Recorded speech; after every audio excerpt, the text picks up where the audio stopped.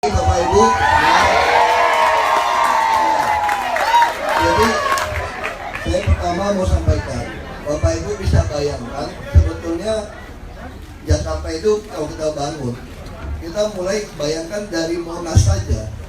Dari Monas, maksudnya dari komplek Istana, Balai Kota, Banteng, sampai menuju Kota Tua, sampai menuju Muara Baru, Muara Angke, sampai Pulau Seribu. Jadi itu yang mau kami bereskan dulu. Kita lagi kerjakan Kali Besar Barat, ini untuk bicara wisata. Kita lagi bereskan Kali Besar Barat, saya harap tahun depan udah jadi. Sampai seluruh Kali Besar Barat itu sungainya juga bersih, bening. Itu Kota Tua itu tidak cukup kampungannya. Nah, kita mau dorong sampai ke Musuh Bahari, sampai ke Waduk Pluit. Waduk Pluit kita juga dorong ke Muara Karang sampai ke Panggang Ikan Muara Angke. Jadi sehingga ini merupakan, jadi Jakarta itu wisata selain tempat, juga wisata kuliner sebetulnya. Dan kita juga punya Pulau Seribu, lagi kita dorong, selain jadi pusat budidaya ikan untuk konsumsi, menolong ekonomi rakyat.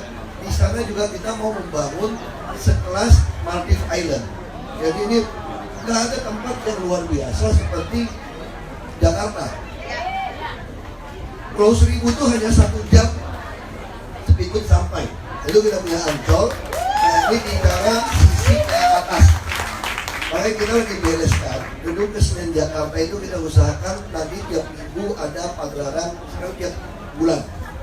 Di Jakarta, Pasar Baru, lapangan banteng juga kita lagi siapkan. Jadi konsep kita tempat wisata juga tempat olahraga. Lapangan banteng kita lagi siapkan bangun standar lapangan bola yang bisa dipakai 24 jam sebetulnya karena menggunakan rumput sintetis. Ini standar internasional semua. Monas, Bapak Ibu udah lihat sangat baik. Kan hampir semua orang pengen ke Monas. Sangat hijau, sangat bersih, sangat aman.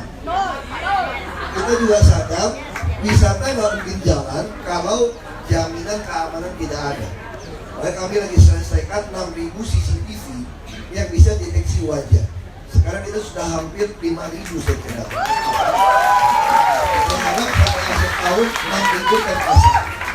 Kita juga mulai mendata, termasuk makanan-makanan gerobak, itu kita tes lolos BPOM atau tidak. Ya seperti yang makan di sini ini dites ini. Kita tes itu masukkan ke aplikasi. Jadi nanti orang kalau pengen makan jajanan di jalan ketahuan udah lolos BPOM atau belum. Nah ini bicara dari sisi ini kayak kepala gitu ya, kepala menuju ke atas. Nah zaman Bung Karno beliau mulai membangun dari Monas menuju ke Blok M. Nah makanya kita juga lagi merapikan trotoar yang lebar. Jalanan itu kalau misalnya 4 meter, 4 jalur untuk masuk ke Semanggi. Berarti kalau dari Monas ke Bundaran HI 6 jalur, 7 jalur buat apa? Harusnya dia konsisten tetap 4. Lalu ini mau dijadikan apa? Jadi trotoar yang lebar. Kita akan dorong pagar-pagar dibuka. Saya harap minimal Februari sudah mulai kelihatan dari Monas menuju Bundaran HI. Apalagi kalau Bundaran HI nanti kita perbaiki air mancurnya, sound systemnya semua ditaruh di bekas kedubes Inggris. Ini jadi taman untuk demo, taman untuk wisata. Jadi Bapak Ibu bisa bayangkan Jakarta kalau punya trotoar yang lebar, tempat kuliner bisa buka sampai 24 jam. Itu dari Monas menuju Patung Pemuda di Senayan itu 7,7 km. Dunia nggak ada yang itu luar biasa. Dan Agustus tahun depan Semanggi perluasannya sudah akan selesai. Ya nanti orang dari Jawa mau menuju Bundaran HI langsung lingkar layak. Dari Grogol mau ke Bayoran Baru juga langsung lingkar layak. Kami dari hitungan 30% kemacetan bisa terurai. Dan 2019 awal Lebak Bulus menuju Bundaran HI MRT sudah selesai. Dan itu kita harapkan 2022 nanti sudah sampai ke utara, termasuk LRT juga sudah selesai. Jadi betul-betul termasuk 7 koridor Outer Ring Road. Kenapa jalan di transportasi begitu penting? Tidak mungkin pariwisata bisa jalan kalau macet. Kalau tidak ada tempat orang hangout, istilahnya gitu. Jadi kita mau bikin dari Monas sampai ke Blok M itu tempat orang hangout. Ini betul-betul tempat orang yang sangat menyenangkan. Karena dia boleh buka toko-toko kuliner di halamannya tanpa dihitung koefisien luas dasar bangunan. Lalu bagaimana soal budaya Betawi? Saya sudah fokuskan semua ada di situ Babakan. Tentu saja banyak hotel, banyak kami pakai budaya pementasan itu budaya Betawi. Kita mulai melatih juga anak-anak untuk belajar budaya Betawi, tari-tarian, lagu di semua RW. Kami sampai akhir tahun akan memiliki 188 lokasi ruang publik terpadu ramah anak. Dan tahun depan kami targetkan tiap tahun membangun 200 lokasi. 100 dari APBD, 100 dari CSA. Sehingga budaya Betawi secara lokal tetap terpelihara dan kita akan fokuskan di Situ Babakan. Situ Babakan ada 200 hektar yang nggak boleh diubah. Jadi uang-uang itu sebetulnya harusnya difokuskan ke sana. Kita tidak mau kasih ke organisasi-organisasi yang atas nama Betawi saja, tapi uangnya tidak jelas kemana. Jadi ini yang perlu kita audit. Jadi saya tidak suka mencampurkan politik dengan budaya. Kalau kita budaya ya budaya. Jangan soal hukum mendukung. Jadi itu yang kita lakukan, tentu semua menggunakan teknologi juga untuk menyebarkan ini semua. Jadi transportasi, soal makanan, nah soal trotoar yang rapi. Nanti habis ini saya akan coba lihat trotoar yang contoh yang di Jati Baru. Jadi trotoar itu nggak boleh pakai konblok. Konblok ini kadang-kadang ibu-ibu pakai yang kulit dinginan, nggak rata ya. Jadi kita dulu pikiran kita pakai konblok itu supaya ada meresap air gitu ya. Padahal sekarang ada teknologi beton pun bisa resap. Yang penting dia rata untuk kursi roda, untuk orang yang penyandang disabilitas juga mudah, dan ibu-ibu juga demen jalan karena ada pohon-pohon di tengah itu. Jadi kita akan mulai. Jadi tahun depan mulai kelihatan dari Monas Bundaran HI, lalu Semanggi menuju Senayan. Semanggi menuju Bundaran HI belum, karena kita lagi bereskan MRT. Sampai 2018 baru kita mulai kerjakan. Tapi yang di Senayan, yang golf range itu akan jadi hutan kota. Jadi Bapak Ibu bayangkan orang nanti jalan kaki dari Bendungan Hilir, Semanggi, Bendungan Hilir akan dibangun, pasar rakyatnya akan kita siapkan. Jadi orang jajanan kue pasar di Bendungan Hilir itu orang jalan kaki menuju ke Senayan. Dan kita juga ada menyerahkan satu bekas kantor wali kota Selatan. Untuk apa? Untuk Kementerian Luar Negeri, menjadikan itu markas ASEAN. Karena kita adalah kantor pusatnya negara ASEAN.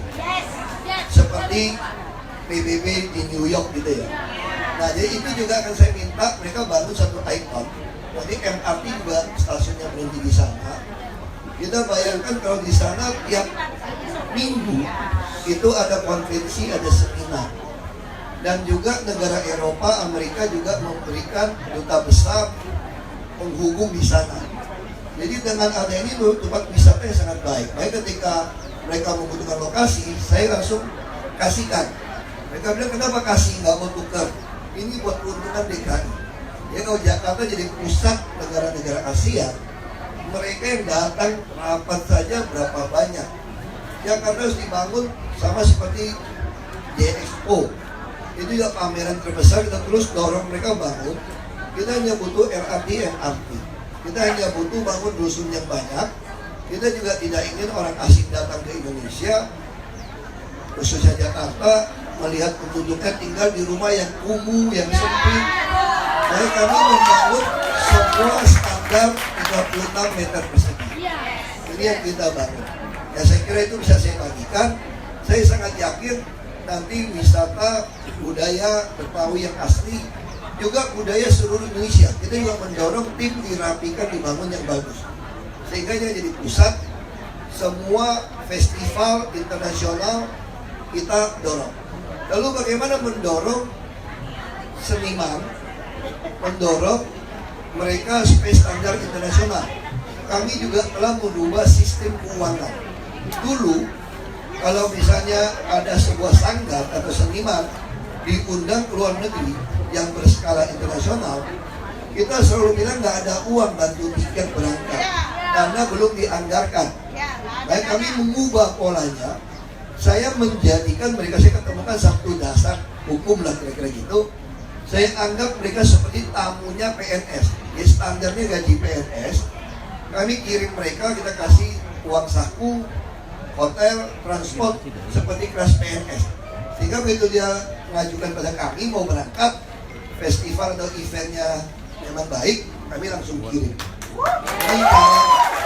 Lalu kami mulai menyusun juga anggaran sanggar-sanggar yang klub yang juara tingkat ASEAN atau tingkat Asia atau dunia, kita memberikan hadiah ke klub sanggarnya. Kita langsung kasih aja 1 miliar, 2 miliar supaya dia hidup. Jadi yang berhasil itu yang kita kasih, bukan orang bikin ormas ini asal pakai nama budaya minta hibah sampai 5 miliar, 2,5 miliar. Ini yang saya coret. Saya nggak setuju. Ini dapat cuma elitnya kadang-kadang. Sedangkan sanggar yang baik-baik, yang begitu hebat, morat-marit nggak ada uang. Kalau bagi rata buat apa? Kalau dia juara, kasih aja 1 miliar. Kalau juara dunia, kasih 2 miliar, 3 miliar. Nah, olahraga juga sama. Nah, pola ini yang kami bangun, transparansi, keterbukaan data, dan tidak ada mencampur adukan. Saya takut ormas ini tidak dukung saya, lalu saya kasih hibah ke dia. Tidak ada. Jadi sanggar yang baik, yang juara, sekalipun dia kampanye tidak pilih kami, tetap dapat. Ini baru namanya keadilan. Ini bukan bantuan. Baru nanti maju. Kalau enggak, yang mau dukung kita yang dapat hibah, padahal keterampilannya payah. Keterampilan yang baik tidak dapat. Nah, kami ingin membuat Anda pilih tidak pilih, yang pasti Anda dapat kalau Anda memang secara keterampilan, secara prestasi memenuhi syarat. Tapi tentu tanggal 15 Februari Bapak Ibu yang datang sini harus pilih kami. Terima kasih.